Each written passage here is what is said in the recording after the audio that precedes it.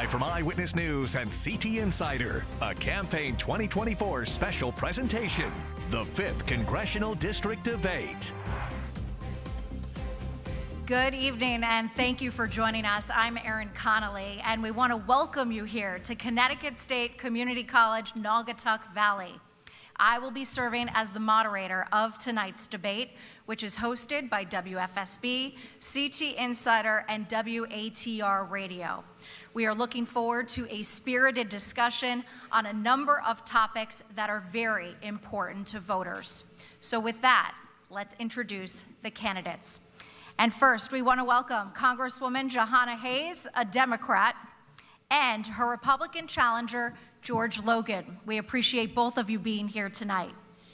It is important to note this is the first and only debate between these candidates prior to Election Day. Tonight, the candidates will be taking questions from our three panelists. Next to me, we have Channel 3's Susan Raff. She is our chief political reporter. After that, we have Dan Haar. He is a columnist and senior editor of CT Insider. And finally, Ebang Udoma, senior political reporter for WSHU Public Radio. Thank you to you three for being here tonight as well. We did a coin toss with the campaigns on Monday, and we determined that Mr. Logan will give the first opening statement. Congresswoman Hayes will answer our first question, and she will make the first closing statement. Now to the rules, which both of these campaigns have agreed upon. Each candidate has 90 seconds to make an opening statement. After that, they will be asked a question and have 2 minutes to respond. The opposing candidate will have 1 minute for a rebuttal. As the moderator, I have the ability to grant another 30 seconds to the original person questioned if it's determined a response is warranted. But after that, we will move on to the next question. Each candidate will be given 2 minutes at the end of the debate to make a closing statement. Now that we have gone over the rules, let's get started. Mr. Logan, we begin tonight with your opening statement, and you have 90 seconds. Thank you. I want to thank everyone for being here today.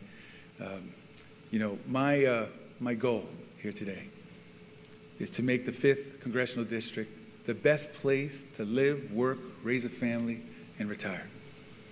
When you take a look at where we are now compared to 2 years ago, everything is worse off, right? When you look at affordability, the cost of everything from groceries, milk, bread, seasoning like adobo, gasoline prices have all gone up.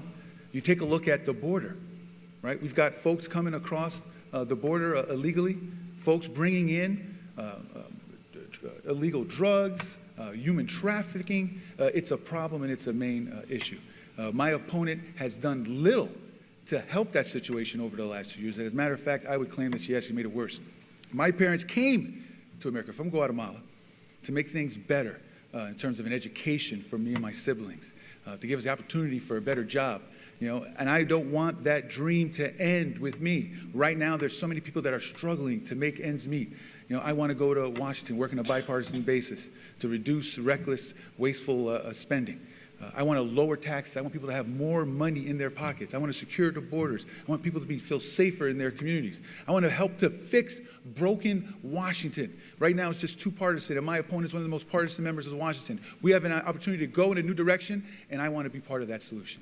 All right, Mr. Logan, thank you very much. Congresswoman Hayes, you now have your opening statement, and you also have 90 seconds. Thank you. Good evening to everyone, and thank you so much for being here tonight. I look forward to having a spirited debate, as the moderator said, about the issues that affect the people in this district, about the things that you care about. He's right, the economy, affordability, the border, all of those things are things that people want to talk about, and I plan to tell you what I have done and also what I plan to do. I also look forward to hearing from my opponent, and not in platitudes like status quo and rubber stamp, but in what he has actually done, because he also has a voting record as a state senate, as a Connecticut state senator. So I would like for him to hear how he has made this state better, what he has done to affect the people of this district. And hopefully, actually, I believe that at the end of this debate, that people will see that there is a clear contrast between me and my opponent. I want this district where I have lived, raised my children, worked my whole life, still worship, shop, everything. This is a community that I am part of. I want this to be a community where everyone can prosper, not just a few people, not just the wealthy and well-connected, but everyone. And I plan on leaving no one behind, and I have the record to prove that. He says he's bipartisan, but he has nothing to show that. He can't point to any specific action. So hopefully tonight that will come out, and I look forward to a discussion. I look forward to sharing my work and what I have done. Congresswoman Hayes, thank you very much. We appreciate both of your opening statements. The first question tonight will go to you, Congressman Hayes, and it will come from Channel 3's Susan Raff. Thank you, and I want to thank you both again for agreeing and participating in this debate. Congresswoman Hayes, what do you see as the three most important things in the 5th District that you would like to address in the next 2 years? Well, as I travel around the district, whether it's the cities, the suburbs, rural communities, there are some things that are through lines everywhere. One of the top issues that people talk about is inflation. We hear a lot about that. But when we talk about inflation, it's not just the price of seasonings and gasoline. It is affordable housing. 36% of people's income goes to affordable housing. I've brought money back to this district for affordable housing in Waterbury, in Goshen, and different places around the district to help people so that when they're deciding on their bills and what they have to pay, knowing that a huge chunk is not going to their rent. Part of our inflation conversation is about making sure people have living wages. I voted to increase the minimum wage. My opponent voted against that when he was a state senator. Lowering the cost of prescription drugs and health care, that's something that I've done time and time again. 129,000 people signed up for the Affordable Care Act in just 2024. That's something that he does not support. So I want to make sure that we are addressing all of those issues. I also support the Vice President's plan to go against corporations that are price gouging, so we can lower the cost of groceries and things like that. So that is a huge issue for me when we talk about inflation and affordability. I think in this district, a big issue for me will be passing a farm bill that protects our farmers, that provides crop insurance, that feeds our children. When you talk about bipartisanship, I have a problem with some of my Republican colleagues because my hard lines, the bills that I sponsor and co-sponsor, are to feed children, are for public education. They don't want to sign on to things like that.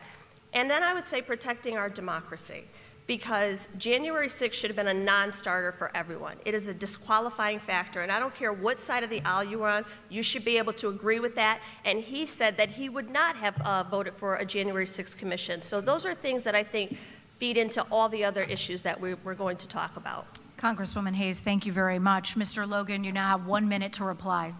Sure. As I talk to folks throughout the district, the common theme I hear over and over again, are the pocketbook issues for sure.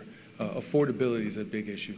When you take a look at the reckless spending in Washington and the policies coming from Washington that have resulted in government-induced inflation has caused the increase of all kinds of goods and services that the people in the district are suffering from. When you take a look at energy costs and the cost of gasoline, the administration in Washington, the first thing they did when they came in office is they killed the Keystone pipeline. We were racing towards energy independence. My opponent and it supports Washington in terms of their absolute war against American energy and American energy independence. I want our country to be energy independent. I want to bring down those costs in a sustainable way. When I take a look at the southern border, again, we must secure the southern border. We must fix Washington. Washington is broken. My opponent has shown no ability to do that. Folks are tired of the partisanship that we have in Washington. We can fix it. We need a new voice in Washington. She's had 6 years to make the difference that she has not. Thank you very much. Thank you very much. We appreciate it. Right now, we are going to move on to question 2. This is in regards to the economy. It will be for you, Mr. Logan. You will have 2 minutes, and it is coming from Dan Haar. Yes, thank you very much. You have both talked already in just a short few minutes about the economy and jobs. I want to drill down a little bit more and talk about how you think things are right now. I understand, and of course you've both talked about families struggling, and that is always the case, and families are struggling with prices, as you said, Mr. Logan. But how do you think things are right now? We've got, by the numbers, unemployment is at pretty good, near record lows, hovering around 4%. Jobs at a high sustainable number. Wages have outpaced inflation for at least the last 2 years, and yet there's a lot of struggle. How would you characterize the economy, and what do you think should happen differently? Sure. You know, for me and for the people in the district, statistics means absolutely nothing. When you take a look at what the people in the district are suffering, right? Again, with high grocery prices, high gas prices, the cost of mortgages, of rent payments are going up. We have young people who do not have the ability to do what families that I've been able to do with my family, which is buy a home, raise a family, find a job. You know, the cost of everything is going up. Jobs are going down. America's place in the world has been exponentially weakened by the current administration in Washington, supported by my candidate. We need to, my opponent, we need to go in a different direction. It is time for us to really hone in on wasteful spending.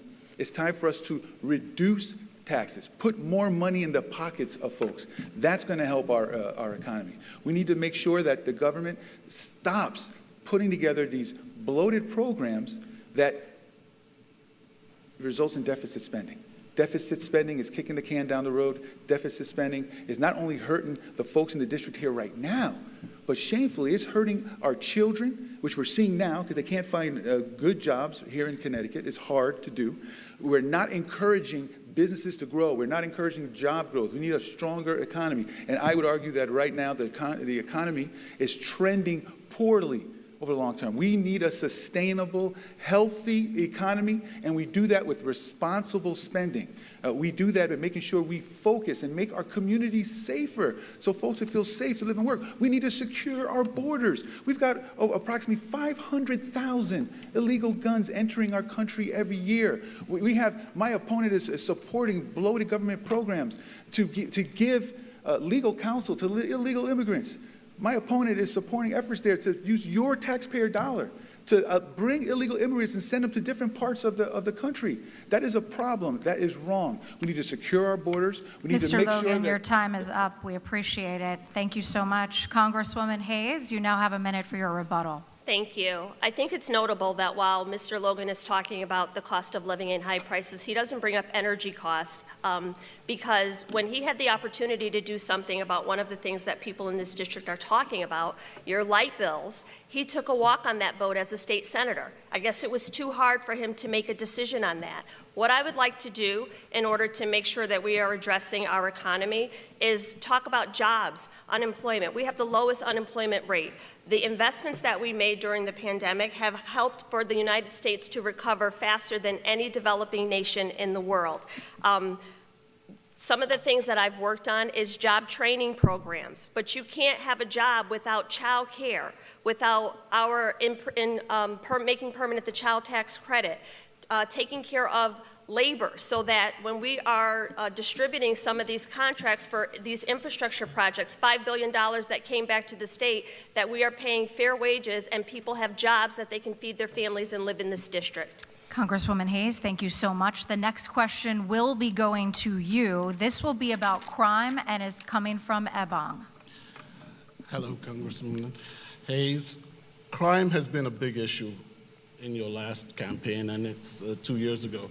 And Mr. Logan has brought it up again this year. In his campaign ads, he claims that you support an open southern border, which has, quote, let in deadly drugs, guns, and crime. But the State Office of Policy and Management's annual crime trends report shows a sharp drop in all categories of crime in Connecticut. Violent crime has dropped 41% in the past 10 years. Property crime, 23%. And the prison population is about 40% less than it was 10 years ago. So is crime a problem? And if so, what can be done about it? I think that, yes, according to your statistics, crime is down, but for the people in the state and this district, it doesn't matter what the statistics say. If they are affected in any way, then that's their metric for evaluation. As far as what my opponent is saying about me on this issue, a lie doesn't care who tells it. I can tell you that as your congresswoman, I voted and brought $15 billion in ARPA funds to support law enforcement, one of the biggest investments ever. As the Congresswoman, I've brought back community projects to upgrade and improve communication systems in the Wilkett Police Department, New Fairfield, Watertown, and Brookfield Police Departments, and also bought hundreds of thousands of dollars back to our police athletic leagues in both Waterbury and New Britain to build trust with community. This is a back and forth. This idea that we can incarcerate our way out of a crime problem is so incredibly flawed. We have to build trust with communities. We have to make sure that not only are we supporting our law enforcement officers and giving them the tools, the resources, the training that they need, but we are also making sure that accountability is there.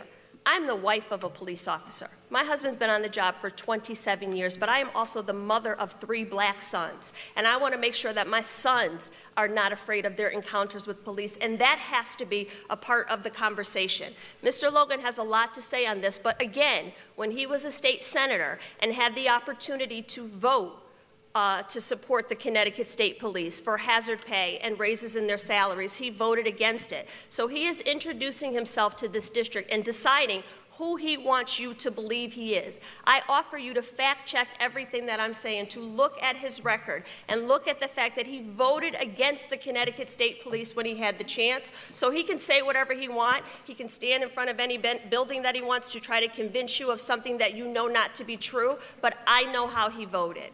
We appreciate it, Congresswoman Hayes. Mr. Logan, you have 1 minute. Yes, during my time in the state legislature, there were some very difficult bills that we had to bring. I support increasing wages for our police officers, particularly our state police, and I have been consistent in my support of them. The issue for that particular bill had to do with the process. The Democrat leadership in Washington was pushing the bill before we actually put together a budget. So the issue was more to do with a process issue, not my willingness to increase officers' pay. We need to have responsible budgeting. And that 2017 budget, the same budget that she's talking about, and there in that year, we passed a bipartisan budget. Talk about success. I think I've done more for the state of Connecticut than you have as a congresswoman. We passed the 2017 budget. It was a bipartisan budget. And as a result of that, we instituted guardrails against spending caps. We don't spend too much, volatility cap.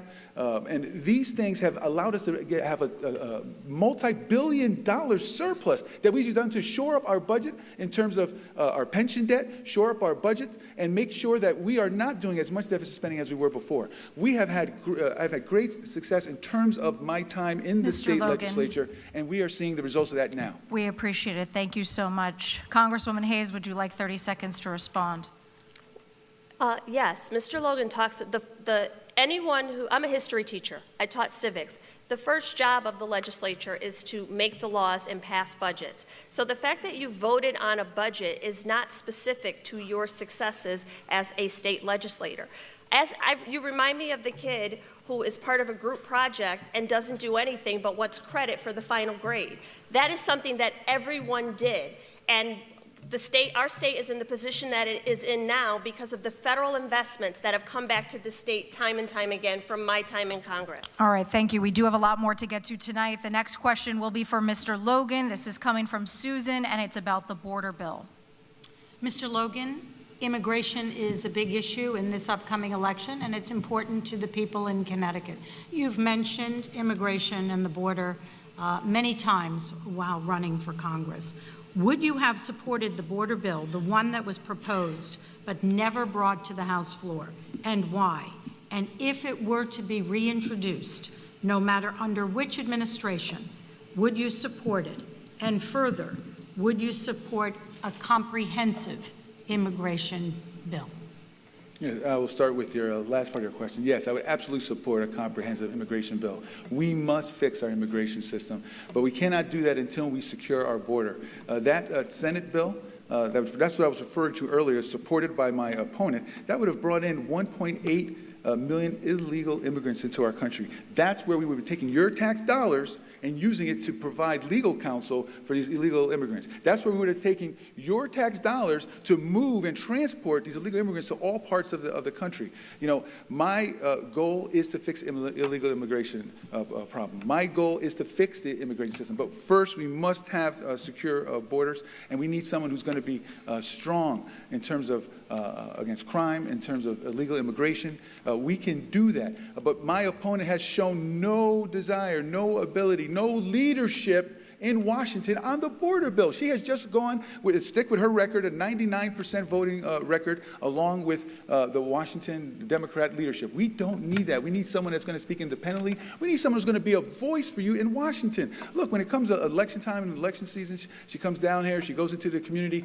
Once the election's over, she disappears. You don't see her anymore. She goes down to Washington, she's quiet, and she just votes in line with the Democrat leadership. I am going to work on a bipartisan basis, and I'm going to vote for bills that help our community. And I'm going to criticize any bill, any legislation that hurts the people of the 5th Congressional District, regardless of whether it comes from the Republican side of the aisle or the Democrat side of the aisle. My opponent has shown no ability to do that. The border bill, I'm telling you, there's also a competing House bill that's out there as well. And I am confident that with the right folks down in Washington, if we had some true bipartisanship, we can make some gains. But we can't do that with the current Congresswoman. She had almost 6 years to make a difference down there, and she's only made the situation worse. It's time for a change. I'm hearing that from out in the district from folks. Why can't Washington just work together? Well, I had a 97% bipartisan voter record Mr. Logan, in Connecticut, thank you. and I ran to bring that down to Washington.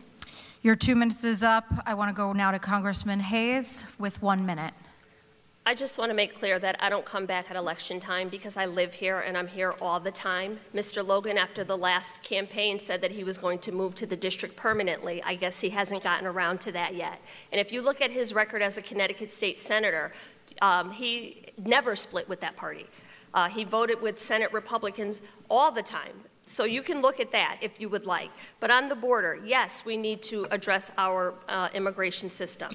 We have a broken immigration system. People who are presenting themselves at the border are doing it following U.S. law. So our laws need to be changed, but we need to do this in a humane way. I can tell you that, yes, I would have supported the bipartisan bill that was negotiated in the Senate, the bill that they asked for, the bill that Republicans said that they wanted. They sent their most conservative Republican senator to help negotiate this bill, which would have lessened processing time, increased border agents, increased judges, and then Donald Trump told them to vote against it, and the bill was tanked. Congresswoman Hayes, we appreciate your time. Thank you. Next, the question is for you, a very important question with Hurricane Milton about to make landfall. The next question has to do with the role of FEMA, and this is coming from you, Dan.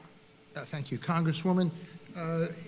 Yes, as Aaron said, we are all hoping and praying for the better result as this latest hurricane hits. We are seeing an increasing number of weather crises, especially flooding, perhaps because of climate change. Do you think the FEMA response, Emergency Management Agency response by the administration has been adequate?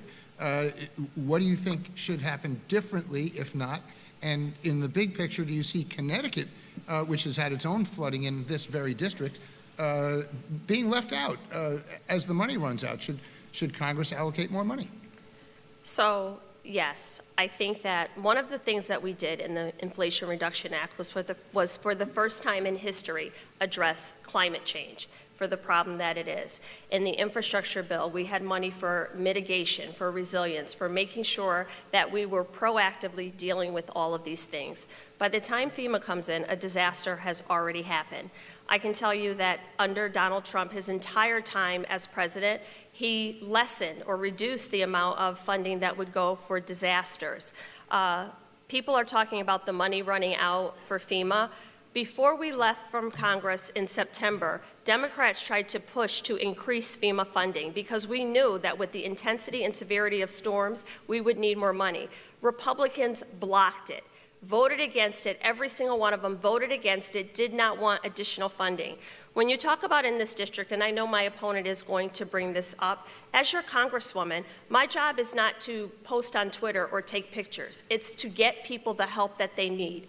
My Republican First Selectmen in the towns that were affected by the flooding that we had a couple months ago reached out to me thanked me for being in constant contact with them and for getting funding in record time. And I have continued to do that to make sure I advocated for funding to come back to those places, because that's what people need, is action. They need our legislators and our lawmakers to do the job that they were elected to do. I know that my opponent is going to say that I was out of the state during the storm, and I was. I had already flown out. But when I was in Chicago, the president was on the ground, the governor was on the ground, the entire delegation was on the ground, and we worked in lightning speed to make sure that we brought a disaster declaration back to the state and got the funding that we needed to rebuild.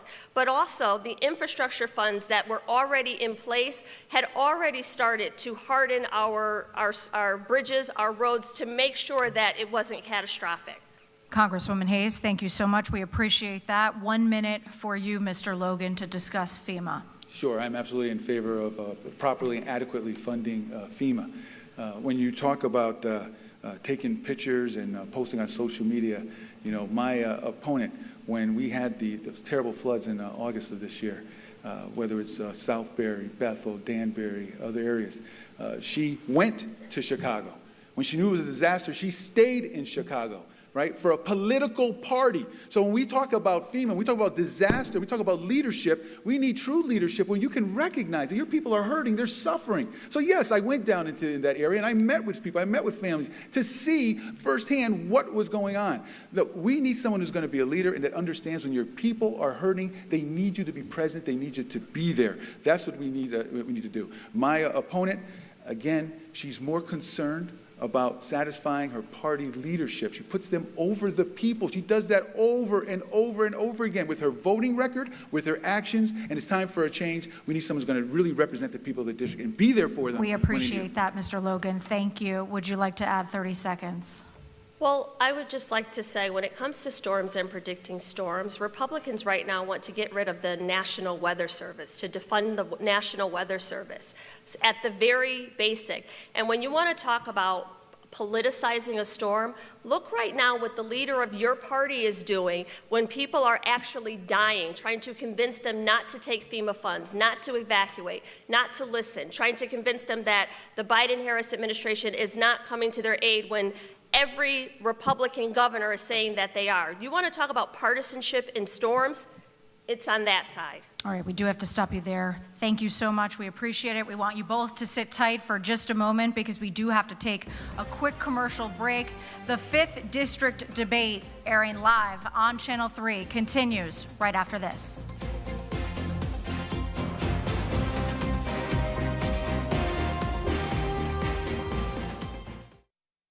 From Channel 3 Eyewitness News and CT Insider, the 5th Congressional District Debate continues. Welcome back to the primetime debate between Congresswoman Jahana Hayes and her challenger, Republican George Logan. We have a number of other questions we do want to get to tonight. Our next question will be for Mr. Logan, and it will be asked by Ebong. Mr. Logan, Congresswoman Hayes has said tonight that democracy is an issue in this campaign, in this election, and both parties nationally are putting out messaging that democracy is at stake. Do you agree? What does that mean? What exactly is at stake? I believe that the direction of our nation is absolutely at stake. Do we want 2 more years or 4 more years of the failed policies from Washington? That is what's at stake. People want to be able to afford to live and work in the district. They want to feel safe in their communities. They want the borders to be secured. They want to make sure that we support our allies internationally. They want to make sure that everyone has the opportunity to work, to grow, and to be happy in our nation. And right now, folks are very concerned. They see the liberal left, very left-leaning policies coming out of the Washington leadership right now. It's really heading towards socialism, and that's what the fear is. When they make policies that continue to increase the cost of everything, that drive up inflation, it is a problem. When they see the open borders, and they see, look, my opponent's going to continue to tell you over and over again that she's doing a good job, that things are good, they're not as bad as they are. You see it with your own eyes, right? So all of the fancy talk that she can say, look at the results. She hasn't delivered. We need folks in Washington, we need Congress folks that are going to work across the aisle, that are going to deliver. She has not delivered on all the things that are important to you, the people of the 5th Congressional District, whether it's affordability, whether it's safety, whether it's their education system. We have issues here that need serious attention. We need someone that's going to focus on them more than my opponent has. Look, I've gone into the Waterbury Public Schools. I've gone into New Britain. I've gone into Meriden, right? And I see what's happening. Underreporting of crime. That's why you hear them listing all these statistics that sound good in Connecticut. They've decided that, hey, you know what? If you don't report it, hey, we can say it's not happening. But you live in these communities. You know that they're not better. You know these schools are more dangerous than before. I have a mentor kid. He goes to school in the Waterbury school system. He spends more trying to keep himself out of fights and trouble than he does studying. That needs to change. Mr. Logan, thank you very much. We appreciate it. Congresswoman Hayes, you have 60 seconds to respond. Well, I'm going to respond to the question you asked because you don't even want to go there with the public school system with me. But what I can tell you is that, first of all, for all of your talk, nothing that you've said or done is bipartisan. You can't even acknowledge when something literally is basic facts. Every single one of us, no matter what side of the aisle you're on, no matter what your political affiliation, should be able to agree that January 6th cannot happen again, that it should never have happened, and it is a disqualifying factor. Mr. Logan would vote for the person who incited January 6th. He told you all that after he asked you to turn off your phones and turn off your cameras, that he would vote for Donald Trump. Mr. Logan said that Mike Johnson is a great leader, the person who authored the plan to overthrow and not certify the elections. None of those things matter that he's talking about if we don't have free and fair elections and a peaceful transfer of power. So our democracy is at stake. Donald Trump has promised that it'll be the last election we have to vote into. I'm not going to stand for that, and I'm not going to stand here and let Mr. Logan pretend that it's not an issue. Thank you, Congresswoman Hayes. Mr. Logan, would you like 30 seconds to respond? Absolutely, please. Yes, I condemn all forms of political violence, including January 6th, including the riots of 2020, including the anti-Semitic riots and protests that have gone on here and across the world, including the assassination attempt on a former president. Yes, I condemn political violence. We have an opportunity here to change things and make things better. My opponent, she just can't help it. She continues to go the partisan route, right? I've told you over and over again, I am here for you, not for any special interest or political party. I'm here to represent you, and I will do that consistently. Thank you, Mr. Logan. We do have a lot to get to tonight. Our next question will be coming from Susan. It is for Congresswoman Hayes, and it is about all of the world conflicts happening right now. Congresswoman Hayes, I would like to know what you feel the United States' role is when it comes to world conflicts, specifically Israel. A lot of people are on edge right now, worried about what's going to happen in the Middle East. What role does the United States play, and what response should the United States have when it comes to Iran, and more specifically, Iran's nuclear weapons? So, just like everyone else, I'm heartbroken by what is happening, and we want this conflict to end that we're seeing right now in Israel and Gaza, and now expanding into other countries. I do believe that we do have a responsibility to support our allies who are Israel. However, what that support looks like matters, and how they use that support matters. I think that much as I've met with families of the hostages who have said they want a negotiated ceasefire, they also want a release of all the hostages that have been held. I would say moving forward, we have to make sure that there is a path towards peace that gives self-determination to the Palestinians in Gaza, the innocent people who literally, through no fault of Netanyahu does not care about the hostages. They do not care about the hostages. Katie, please stop the clock.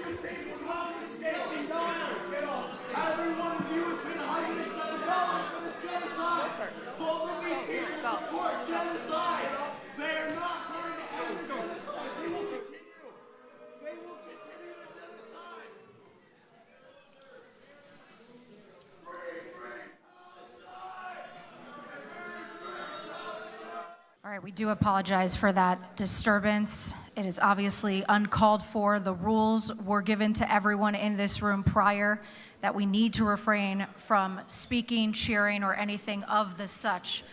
This is about the voters, and there are a lot of important topics to get to here. Congresswoman Hayes, we apologize for that. We did stop the clock at 1 minute and 10 seconds, and you can begin again. I would say, in addition to everything that I just said, that there are also voters who are suffering right now because of what is happening in Palestine and that in Gaza to innocent Palestinians, and that cannot be overlooked either. That is something that we have to make sure that they are part of the conversation. I am the only person on this stage who has even acknowledged the suffering of the Palestinian people. Mr. Logan has never even acknowledged that there are people in the Gaza Strip that are suffering, that have been displaced, children who are dying. That has to be a part of the solution. So I understand that people are passionate about this issue, but they have a reason and a right to be passionate about this. When we talk about our allies around the world, it is not just our allies in Israel. I can tell you that my Republican colleagues held up the budget because they didn't want us to support Ukraine. If Ukraine falls as a democracy, we have problems in all of Europe. Trump, the head of his party, has supported Putin, has continued to toe the line for him. We have to make sure that as the United States, we stand on our principles and our beacon for democracy around the world. Congresswoman Hayes, thank you so much. Mr. Logan, you now have 1 minute. Sure. Well, first of all, I do support Ukraine in the effort to help them defend themselves against the devastating invasion from Vladimir Putin. When it comes to Israel, this is the issue that we have with my opponent. She shows tepid support of Israel, and then she also shows tepid support for those, right, who want to do harm to Israel. You take a look at the party. When you go on the ballot, you'll see it, the work and family parties. These are the things that they're shooting, that they're aiming for, their goals, to defund the police. They're against sending critical arms and weapons and dollars to Israel. That is a problem. My opponent is one of only 40 congresspersons who signed a letter to withhold sending critical resources to Israel. Israel has a right to defend itself. War is terrible. It's terrible on everyone involved, and on both on the Israeli side and on the Palestinian side. There are innocent people who are suffering. I want the war to end as soon as possible. I believe in a two-state solution, absolutely, right? But we can't have one of those states cannot be run by a terrorist organization. So yes, I do support our allies, and I believe it's important that we stay steadfast in doing that. We appreciate that very much. We do want to move on to the next question. Can I respond to the vote he just said? Sure, you can. You have 30 seconds. What I voted for was an investigation into the World Central Kitchen killings. We had United States citizens that were killed, and we have a responsibility as a Congress to figure out what happened and make sure it doesn't happen again. That is my job, to have oversight over these funds that we're sending and make sure they're used appropriately and in the way that they were intended. If he's saying that he wouldn't have even asked any questions about United States mission workers killed, that's a problem. Thank you very much. We appreciate it. The next question is for you, Mr. Logan. This will be coming from Dan, and it is in regards to the 2024 presidential election. Yes, Mr. Logan, how supportive are you of your party's nominee? I think you've been less than clear, or maybe I've just missed it, but I want to get a clear articulation from you about that. He obviously, we don't need to list the various ways that his behavior has called attention to itself. He's called his opponent mentally ill. He's denied the election, which I believe you have not, and on and on. And so, what do you say about that when constituents ask you that question? Yes, I've been very consistent, so I do think you've missed that. I have said over and over again, right? Folks in our community are suffering, including our families. The affordability issue is huge. The border, the open border, huge problem. America's state in the world has only been weakened since the last election. That is the problem. I cannot, in good conscience, support 4 more years of the bad policies from the Biden-Harris administration. My opponent wants to continue on that same path that has led to a lot of these problems that we have now, whether it's inflation, whether it's chaos abroad, because America's place has been weakened, right? We need strong leadership. We cannot get that by the current administration. My opponent will continue. So I will be supporting the presidential ticket of this election. I can't say the name. The Republican presidential ticket this election. We were waiting with bated breath for that response. Congresswoman Hayes, you have 1 minute. I think the non-answer says more than the answer. The fact that my challenger, who claims to be the party of law and order, he cares about all these things, can't even say the name or the 34 times convicted felon that he plans to vote for. This person, who literally has tried to overthrow our government one time and will try to do it again, he can't even say his name out loud. I guess because you have a camera right there. This is who he says he'll vote for him in the election. When he goes to Washington, if he were to go to Washington, he would vote with him on all of his dangerous policies, on Project 2025 and all of those disastrous policies that we're talking about. This is someone, J.D. Vance, who can't even say that Joe Biden won the election. If you are that supportive of your presidential nominee, say it with your chest. You're going to support Donald Trump. You're going to vote for Donald Trump, and people know what that means. Congresswoman Hayes, thank you very much. Obviously, this is a very hot-button issue. Mr. Logan, I'd like to give you another 30 seconds to possibly clarify your position. See, the issue here, again, is my opponent cannot fathom an independent voice in Washington. I will work with whoever's in the White House after this election. My goal is to work in a bipartisan manner. I am an independent, individual thinker who's going to make decisions for the folks in our district, unlike my opponent, who's making it clear she's going to give us more of the same in terms of supporting the bad policies coming from the Democrat leadership that has only made things worse in this country. I believe we need to go in a different direction. I believe that I have the ability to go down there, work in a bipartisan manner. She has no ability to work with folks on the other side of the aisle, and she's proving that here today. Mr. Logan, we appreciate it. We do have to talk about a very important topic right now, which is abortion and reproductive rights. Congress. I don't know what you're running for. My focus is laser-like focus on this race. Thank you. Thank you. We have a lot to get to tonight, as I said before. Still abortion. Abortion and reproductive rights is a big issue that many voters are thinking about. Ebong, your question tonight will be going to Congresswoman Hayes. Congresswoman Hayes, yes. What's your position on abortion, and how is it? Because basically, we've had a situation in which Mr. Logan has said abortion is not an issue in Connecticut, and he would not support a national abortion ban. What's your take? Well, thank you.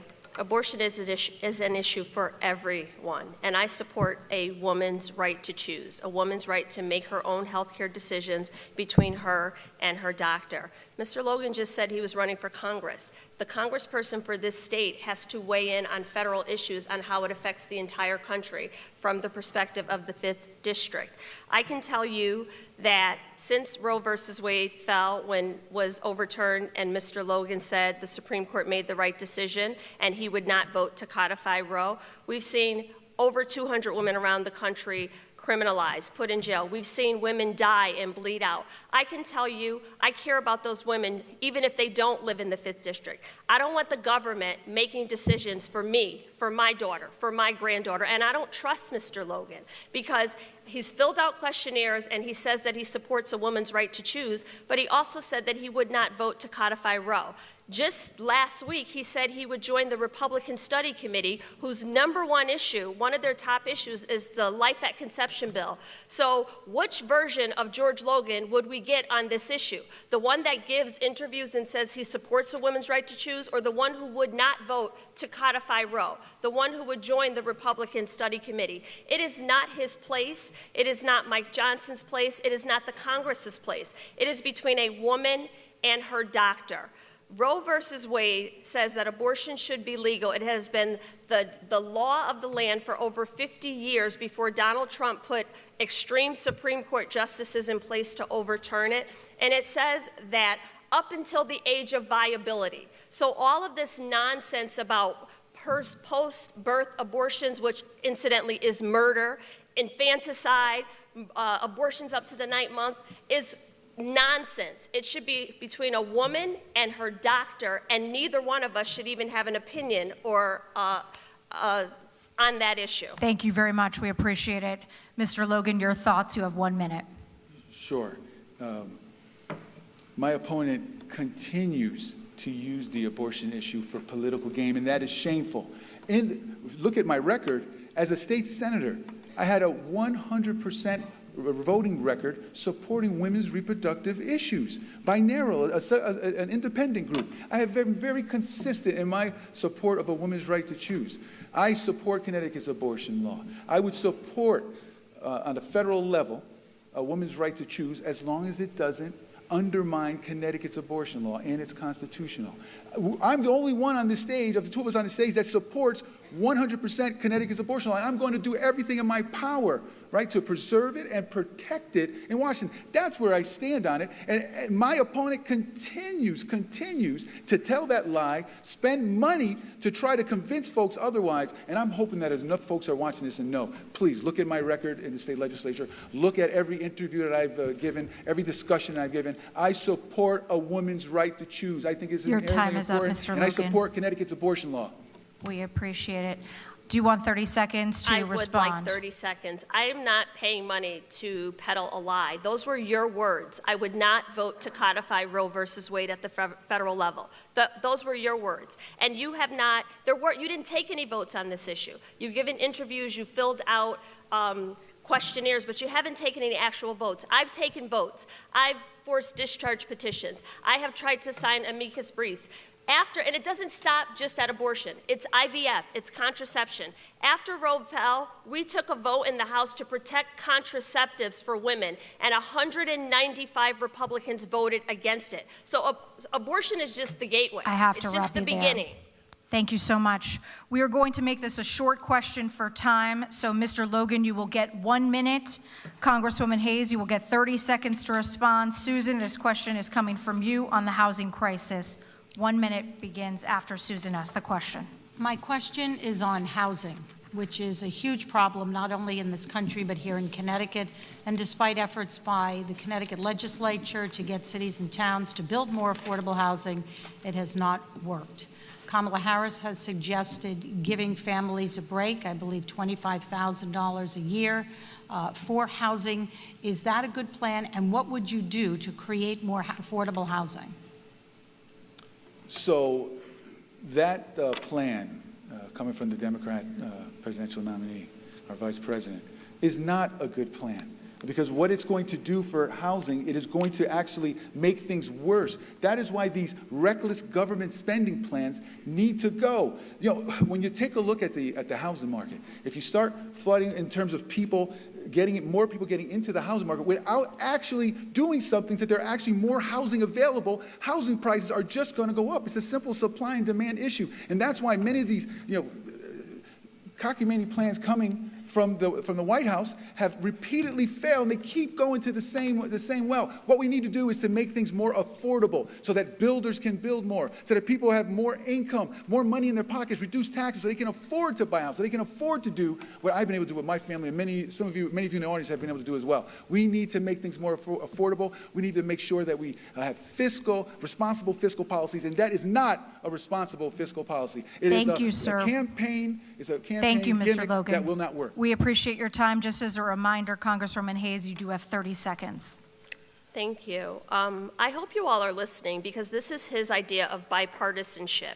Mr. Logan's campaign is funded and bankrolled by a group called Blackstone, which are corporate landlords who are price gouging and driving up the price, and we're seeing that everywhere. What have I done? I have brought money back to the district for affordable housing. I support the Vice President's plan to build 3 million affordable housing units so that people are not spending more than 36% of their income. Let's get our carpenters back to work, our tradesmen back to work, and open up the housing market so that people can afford to buy a home. We appreciate it. Thank you so much. It is time now for the closing statements, and as determined by that coin toss, which I mentioned earlier, Congresswoman Hayes, you are up first, and you will have 2 minutes.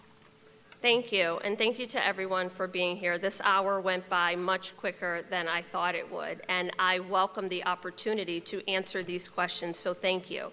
I hope what you've heard tonight is what I've actually done. Votes I've actually taken, resources I've actually delivered and brought back to the district. Mr. Logan talks about his record of bipartisanship.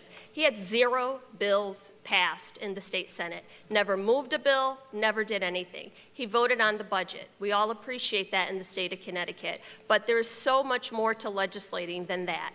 I have to tell you, I have traveled around this district and really gotten to know the people of the 5th District and make sure that every single one of those communities is important to me. Every single one of those communities is represented. Mr. Logan talks about bipartisanship, but he wants to go to Congress, and I'll use his word, to be a rubber stamp for the Trump administration, for a Mike Johnson who would have the gavel, and all of the things that we're talking about right now, we wouldn't even vote on those things because he would never bring them to the floor. So I will continue to do the work that I have been doing and to continue to deliver on behalf of the people of this district. There's so much at stake. He can't even denounce January 6th. He said he would have voted against a bipartisan commission to investigate what happened on January 6th. He can't even say Trump's name because, God forbid, he offend anyone in National Republicans. They'll stop funding his campaign. If he can't say it in this room when Trump's not even here, what do you think he would do in Washington? So I hope that once and for all we will send Mr. Logan back to wherever he came from so that we can continue to do the work that is important for the people of this district, all of the people, not leave anybody behind. That's what I plan to do. That is who I am. That is who you sent to Washington, and that has not changed. We appreciate that, Congresswoman Hayes. Mr. Logan, you have the final 2 minutes tonight. Thank you. You see clearly the nastiness that comes out from my opponent. You see how partisan she is. She's one of the most partisan members of Congress. There's only 29 other members that are more partisan than she is. You can see the nastiness. When she had an opportunity to come and be here for the people of her district during the flooding, she decided to stay in a political party. The choice here is clear. She has a 99% voting record with the Washington administration and the White House. I have a 97% bipartisan voting record. And I don't know where she gets her data from. You know, I was the head chairperson and co-chair of planning and development in the state Senate, veterans. I was on the public health committee. I screened bills. I'm co-sponsor of dozens of bills. You got your information wrong, all right? So I am someone who knows how to work hard, work on a bipartisan basis, and I plan on bringing them back down to Washington. You know, we are not on the same page on a lot of different issues. She, again, repeatedly, over and over and over again, tries to use this divisive rhetoric and outright lies on my position on things, right, for political gain. I say her over and over again how I want to work on a bipartisan basis. My focus is on this race as opposed to my opponent's focus, who's on something else, and that is satisfying her party leadership. That is not my goal, right? I have made it known to the Republican leadership. I have made it known to the folks in the district, to you. I will be representing you, not any special interest group, and not, especially not no Project 2025. I never heard of Project 2025 until she started talking about it. That is not where my head is at. My head is at helping the people in the district. And now I'm going to talk to some of my friends and family out there who are Latino, Hispanic, Spanish speaking. You know, este es un tiempo para nosotros. Un tiempo donde podemos ir en un nuevo camino. Es una oportunidad para tener un cambio en Washington para gente que vaya a trabajar por ti. Yo voy a trabajar por ti por día y noche. Este es un tiempo de historia donde podemos traer un latino, un hispano de Connecticut para Washington para primera vez. Now, I'm going to ask all of you for your vote so that we can move our country to a new direction. Thank you very much. Thank you. Thank you, Mr. Logan, and thank you, Congresswoman Jahana Hayes. We appreciate both of you being here tonight. With that, I do ask you to hold your applause for a few more minutes here. That concludes tonight's debate. We do want to thank our partners at CT Insider and WATR Radio, and of course our three panelists for their great and thoughtful questions. We will have a wrap-up on Eyewitness News at 11 o'clock tonight. We hope you'll tune in for that. And we also encourage you to go to ctinsider.com for more reporting and analysis. And keep this in mind, everyone. Tuesday, November 5th is Election Day. That is when it is up to you, so go out there and vote. From all of us here at Channel 3, I'm Erin Connolly. Good night.